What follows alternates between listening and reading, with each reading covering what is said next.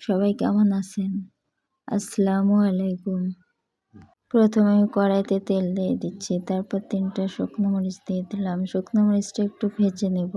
তারপরে পেঁয়াজ কুচি, 2টা তেজপাতা দিয়ে একটু নেড়ে চেড়ে ব্রাউন কালার করে ভেজে নেব। ভেজে নেওয়া হয়ে গেলে মশলা বাটাটা দিয়ে দিব।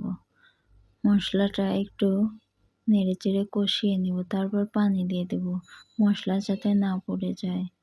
তারপরে হলুদ গুঁড়া, মরিচ গুঁড়া, ধনিয়া গুঁড়া, লবণ দিয়ে কষিয়ে নেব।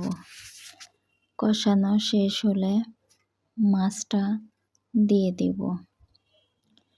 মাছ দিয়ে এবার ভালোভাবে নাড়াচাড়া করে কষিয়ে নেব। মাছ যত কষিয়ে রান্না করবেন তরকারিটাও ততটাই টেস্ট হবে। মাছ কষানো শেষ, এবার ঝোল দিয়ে দেব। ঝোল দেওয়ার পরে ভালোভাবে বলক তুলে নেব।